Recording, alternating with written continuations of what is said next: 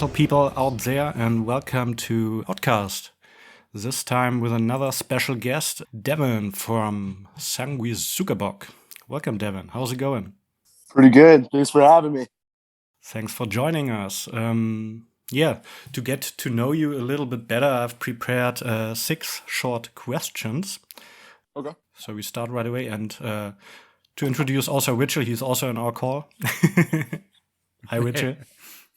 Hi. Forgot about that. As always. So we start with 6 short questions for you, Devin. Favorite drink, with or without alcohol? Doesn't matter. Favorite drink? That's funny. Chocolate milk. Chocolate milk. Oh, yeah. That's metal. Black chocolate or milk chocolate? I like dark chocolate. Okay. Yeah. Perfect. Burger or pizza? Ooh. Damn. Burger. Nice. Favorite weed, psychedelic or chilled ones? Say psychedelic. All right. Chris Barnes or Corpse Grinder? Damn. Yeah, that's a hard one. Damn. Well, I'd say pre-1994 Chris Barnes. Mm-hmm. And then I'd say Corpse Grinder for everything else, honestly, because like even the Monstrosity albums that he was on was amazing. Okay. Toxic Avenger or Kabuki Man? Damn. I'd say Toxie. Toxie. Yeah. Yeah. Good choice. Favorite song of all time? Dazed and Confused by Led Zeppelin. Oh, nice. So we're here today to talk about your first full-length record, Torture Toll. First, congrats to that. Signing deal with Century Media. Impress, you're often called a caveman death metal band. You call yourself a down-tuned drug death band. We would say, or last time we did a review, we said gore grind infused death metal. How would you describe your music, a 5-year-old who's innocent and knows nothing about violence and metal? So it's basically the cookiemonster in a crunch trying to bake some cookies. So he's throwing some pans and stuff around and he's growling the whole time. That's a good description. I like that. Yeah, the Cookie Monster's pretty death metal. Yeah. Oh yeah. And which song would you show him first? Probably Gored in the Chest because it doesn't have any cuss words in it. Okay. Also, I would like to know what's the name Sanguisugabogg about? Is Cameron a leech or a bloodsucker, or is there a special meaning behind it? Because I think it's Italian or Latin. Or? Yeah, it's Latin. So originally our band was going to be like a one-man project. That's what Cameron envisioned it as. And his persona was, his first name was just Sanguisuga and his last name was Boggs. So he just combined the two.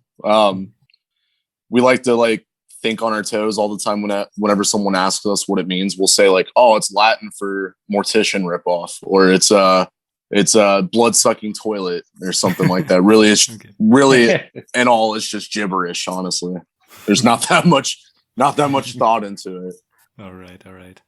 And about blood-sucking and leeches, how does it feel to have a 15-inch dick that goes rampage and eats people? Pretty nice. Yeah. Because, that was in your, I think it was the first video, Menstrual Envy. Yep. May you tell us something about it, because you did it with Trauma and with Sebi X Martinez and Tom D'Amico. How does that come together? So when we found out that Century Media wanted us to do music videos, we didn't want to do just like, a cookie cutter, run of the mill, like us playing in a warehouse type thing. We all have like a love for old horror movies, B movies, and Trauma, especially. So they were the first. That was like the first company that came to mind as far as like producing it. Mm-hmm. And the idea for it was actually spawned by me and Cameron just driving back home from practice. We were thinking, because we saw all these budgets that Century Media was setting aside for us, to be like, oh, it'd be cool if they gave us they funded our big dick surgery. And he just took that idea, Cameron did, and ran with it and pitched it to Trauma. And then Trauma just like made it even more bizarre than we could ever imagine it. And we spent 2 weeks in New York City hanging out with those guys, and actually built like a really good friendship with everyone that's a part of the crew. And nice. All the guys behind the cameras were really cool. And some of the extras were pretty cool too. A lot of the scenes in that first video, that the people that are being chased, those are all like really good friends of ours that we've met on the road touring and everything. So it was cool, you know, kind of like midst of a pandemic, like kind of still being out of town and yeah, that's always good. Seeing some faces that we haven't seen in a while. Yeah, that's nice. Did you all get tested before you shot the video? Yeah. No. Yeah, we all got tested. Yeah, I've been tested like 4 times and they've all come back negative. Like I actually get my vaccine on May 3rd, so it'll be coming up soon. Mm-hmm. So it's faster in the US than it's over here. Yeah. Yep. Because thankfully they're speeding up everything here, so I think the people are already like booking shows and stuff like that too around here. Really? So we can only hope, you know. No. Do you think there's a possibility to play shows this year? Just because like I got my hopes up last year, you know, I don't want to. I don't really see it in the cards. Perfectly honest, just because metal is such a exclusive genre where people like to push each other and, you know, get large crowds. Yeah, and I don't know if like a lot of venues would want to like put themselves at risk having those kind of shows and stuff. So, yeah, I personally don't see it happening until maybe next year. But if it does happen this year, we'll definitely be out there. Nice. Yeah, also here in Germany, one festival after the other is cancelled. Also, if it's outside, it's also hard to calculate if it's possible or if it's not possible. If you wait too long, you waste too much money. And same as last year, I guess. And yeah, because I'll see festivals pop up, and like I saw Psycho Las Vegas is putting everything on hold right now, or they're still looking over everything. But I was like, man, that would be cool to see Merciful Fate and Blue Oyster Cult and all this. And then, but it's just like, I don't know. I don't even want to put the money down if that's it. It's just going to end up getting canceled anyways.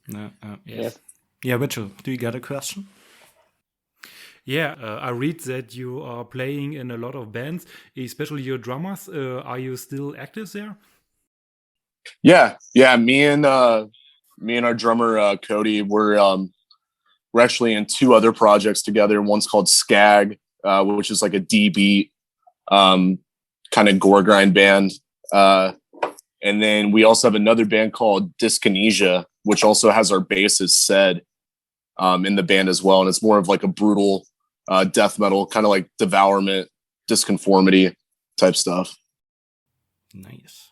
So you spend a lot of time doing music. Do you also have a day job or a side job, or do you just live from the music?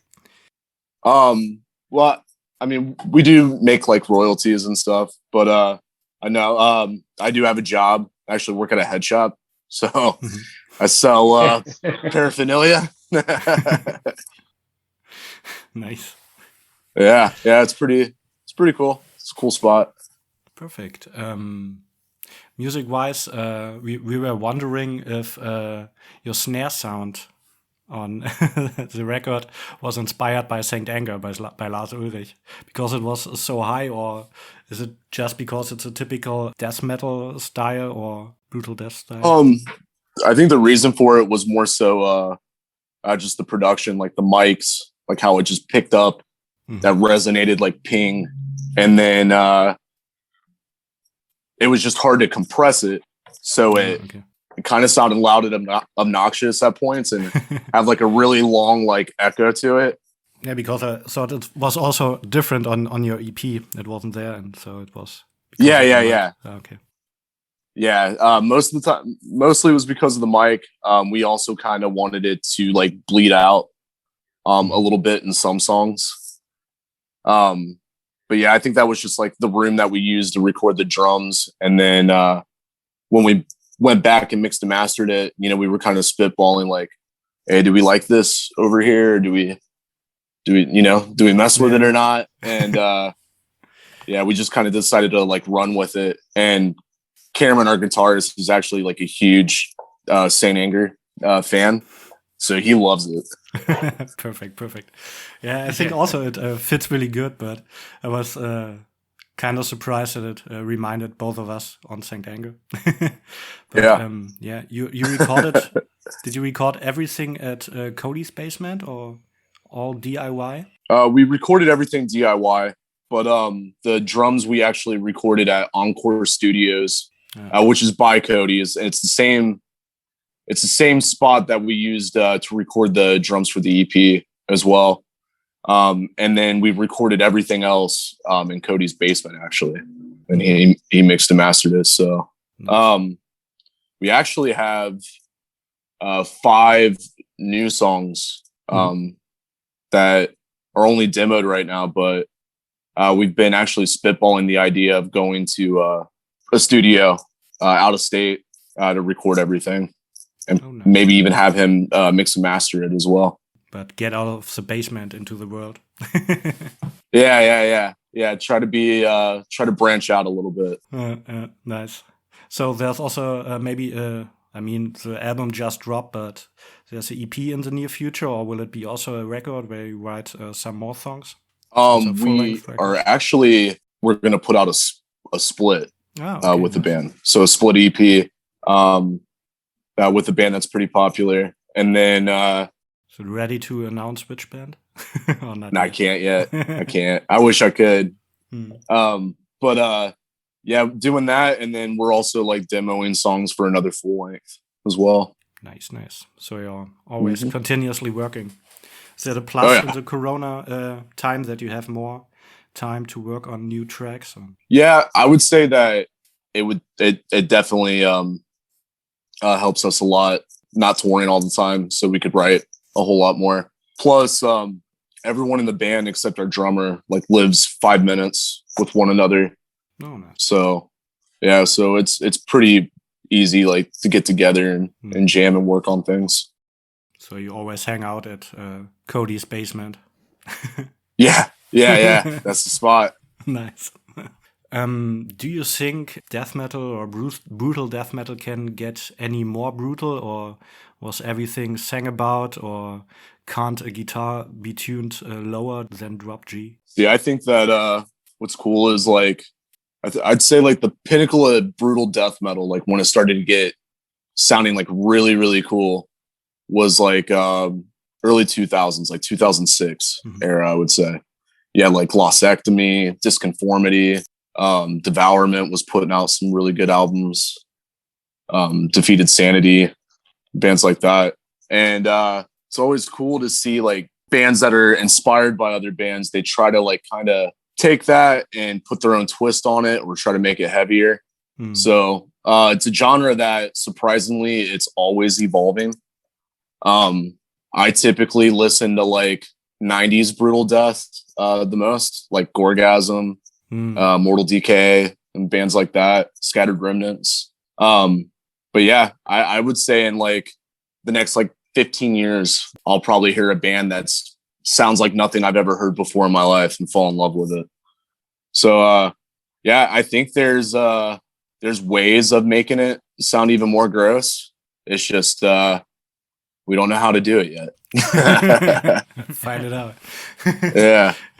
But someone will find out. Yeah, I think, in my opinion, it's hard to get any brutal because there are lyrics about everything. Yeah. But I think the combination of styles is something going on right now, like combining brutal death with black metal or something like that, or to go different directions or to get more influences from other genres. Yeah, for sure. I think that's I always see a lot of people like reviving an older genre, and then they just put like their own twist to it. Yeah, and sometimes it works. Sometimes it's just hit or miss. What's on your current rotation? As far as like things I listen to a lot, I always find myself like listening to the same bands, but it's been a lot of like Gorgasm, Masticate to Dominate, Mortal Decay's Forensic. I listen to all the time when I'm hiking or going to the gym. Internal Bleeding. And as far as like newer bands, I've been digging this band from Indonesia a lot. They're called Decayed Flesh, and they remind me of like that mid-90s like Despise the Sun era Suffocation sound, mixed with like a more brutal edge to it. But yeah, I like those guys a lot. We'll check that out. Sure. Rachel, do you got another question? Yeah, all your super songs like have your names like Dick Fillet or Menstrual Envy, God in Chest, Dead as Shit. You get inspired by movies, or like I read that you are on acid when you wrote the songs, or where do you get your inspiration? As far as like song titles, most of the inspiration we pull is from movies. Cameron comes up with a lot of them too. And then another thing I like to do is just like find funny ways to say like a phrase that no one else would like word it that way. Gourd in the Chest is actually based on John Carpenter's Halloween. I even have a couple lines that like Dr. Loomis actually says in the movies, like mentioned in the lyrics. And then just like with the EP as well, that song Turkish Blood Orgy is about the movie Baskin. And but yeah, mostly movies. And then we just also like boneheaded, like blatantly obvious song titles, Yeah. So that's nothing open. No surprises. Yeah. Also, coming back to movies, I heard you plan a live stream this Trauma. Is that a thing? Will that take place? When? It might be something. Yeah, it might be something that takes place. Like we're all just kind of like juggling ideas right now about it. With uncertainty of everything that's going on in the world, it might even be an idea that we have to kick to the side if we do end up actually going on tour, and it's a lengthy tour. But we definitely have plans of doing more content with Trauma. So a lot more music videos and stuff like that. That will also be a short movie, kind of? Or I mean, you already did 2 videos that are combined or linked together. Will there be a short movie, maybe? That would be cool, man. I never envisioned myself as like an actor or anything, but I'd give it a shot. I'd play a good dead guy, so that would be cool, man. Like if it was a movie like Terror Firmer or Poultrygeist, like something just like over the top and like gory. That'd be really cool. I'd volunteer to get killed every scene. Yeah. Nice. Yeah, being killed is easy in a movie. Yeah. Great, and if there's blood and everything, that's. Your cover is still brutal metal, and it's a monster or with a cock, or what is this? Because it's not really clear. What is it? The cover art is it's kind of like a take on the body assimilation scene from The Thing. The old John Carpenter movie. Now that you say it, yeah. Now you see it. Yeah. So we just wanted something like an alien creature that has different faces and different eyeballs and stuff on it. combined. Yeah, because that's a good thing about the cover. On the first thing you say, "What is that?" Also with your logo, you can't see anything, but if you go into the detail, then it sticks out. Yeah. Except for the logo, I can't read it now either. But yeah, that's great. One of my favorite questions. Is there a question you've never been asked but always wanted to answer? Mm-hmm. Lay it on me. What? Oh, what is a question I've always wanted to answer? Yeah. Oh, damn. It's one I'm too scared to answer, probably. I do these interviews all the time, and no one ever asks like the party stories or like what we've done out on the road. Okay. Who's like the biggest partier in the band, or so tell us about it. Tell us your most fun. No, we can talk about it. All right, I have no shame. I'll tell you. But I always have a little tear when we talk about touring because there are no tours. I know. Yeah. So we went on our second tour. We did like a little run with this band, Creeping Death, great one from Texas. Yeah. And they just like right before they got on tour with us, they got done touring with Power Trip and High on Fire. So it was like a huge tour. Yeah. And they're hanging out with us, and we're playing in like the basements of churches and all kinds of weird places, but it was so fun. And they knew before meeting us, just because we're so vocal about it, that we like to party, we like to have a good time, we like to cause like a ruckus. And the first night that they really like were down to like go balls out with us was when we were in Vegas, and it was absolutely insane. We played this VFW hall, which is like a center for veterans of war. Mm-hmm. And it was packed. It was wild. And then I was just like, dude, if we're staying on Fremont, let's go to a strip club and get some boobies in our face if we can. And prepared for the show. Yeah, if the money allows it. And we ended up getting a limo ride there and going all out. And we were telling these girls that we played in like a sports arena and that it was packed. And we were trying to like act like we were some big shots. Living the rock and roll. Whether they believed it or not, right? And whether they believed it or not, we felt like rock stars the whole night. And we stayed there until we got there at like 9 in the evening, and we didn't get home until like 8 o'clock the next morning. Like there were hours where we were the only ones there, and that tour we did pretty good, and we're all hungover, drunk, but we're still down for the count and ready to keep going on like while we're being driven around and stuff. And I just remember our bassist at the time, Steve, looking down at the PayPal, and he was like, dude, we spent over $3,000 last night. And while everybody like should be worried, like me and Cameron, our guitarist, just looked at each other and just started busting out laughing. What else can you do about that? Yeah. Right. Crazy. Yeah. Was there ever a time where you've gone too far and couldn't perform on stage? Not really. I mean, there was one night where I think we played in like South Carolina, and we ate an edible. We ate a weed cookie, and I've ate hundreds of them beforehand, and like that cookie just like sent us to space, man. Like I remember sound checking.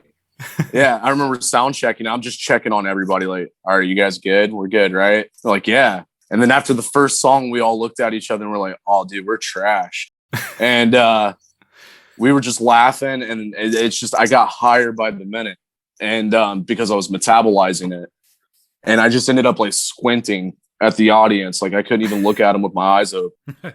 But yeah, nothing too extreme outside of that. Just a slight buzz. we try not to we don't party too hard before we like go up on stage. We usually save that for after. Good choice. Do you think you can still do that with don't know 40 or 50 years? Damn, I'd hope so. As long as my voice allows it, Yeah. At this point, the recording stopped for a second, but Devin was referring to the voice of Chris Barnes, who lost his strength after the years. So as long as he doesn't sound like him, everything will be fine. And now we go back into the interview. I was thinking about the last record wasn't not that good, but it was a whole production, not just the voice, I think.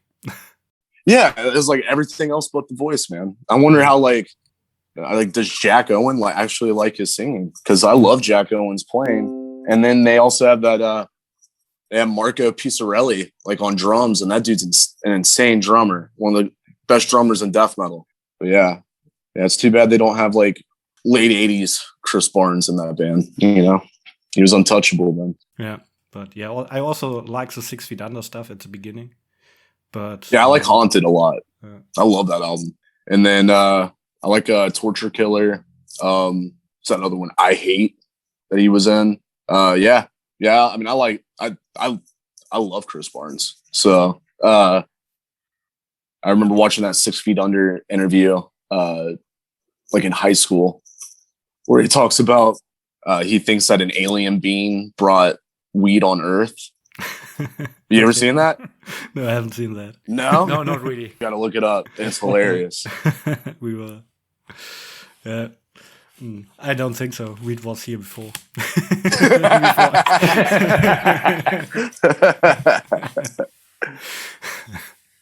Because there are also other substances. So. Do you believe in aliens? I believe the possibility, of course. The universe is never ending. So if you just disown the idea of there not being other life forms in space, then I think you're an idiot. Yeah. But because then you can say we don't exist. Right. That's like saying we don't exist. And then, I mean, I haven't seen anything for myself or my own personal experiences, but I've heard of a lot of abduction stories, and our guitarist Cameron has an abduction story, and it held up enough to where I was just like, damn, so, Has it something to do with the drugs, or what was the story? His story was that they were leaving a venue, when he was on tour with this punk band that he was in. And as they were, they felt like they were driving for hours, but the guy that was driving them was pissed because he kept checking his phone. He would check his GPS. He would check everywhere, and literally no time has passed at all from the time that they left. And he swears that he's been driving for hours. Then one of them had to pull over because he said he felt something like in his pants or something. They pulled over, and their whole van was just covered in sand. And then they opened their trailer that was hauling the gear, and it was covered in sand and sawdust. And it was the craziest thing. So they had to clean everything up. Okay. And they looked into it, did they drive through something? Was it something in the air? Whatever. And they found out that Sammy Hagar actually has an abduction story that tells literally the same story of the event that they just experienced. Okay. So that's crazy. Yeah. Yeah. I mean, if you're in the desert and there's a sandstorm or something, but for sure, it's also hard to imagine that it comes into the trailer. Yeah. Right. Crazy. Yeah. Come into the trailer or come into a van with, locked windows and stuff. Interesting. Mm-hmm. Some supernatural stuff. Yeah, Mitchell, do you got anything? Yeah, do you have plans for the future when the fucking pandemic is over? You want to visit every foreign countries like Germany? Yeah, absolutely. I would love to play Germany. I love, there's a couple bands actually from Germany. I like one of the first death metal shows I ever played was opening up for Defeated Sanity. and Iniquitous Savagery. So they're one of my favorite bands. Nice. But yeah, we just got in touch with a booking agency out in Europe. So we're looking to be all over, once the world allows it. And yeah, hopefully we can also put out maybe another record too when the world opens back up. Because the new songs that we've written, it sounds like a little bit more like our EP, just heavier.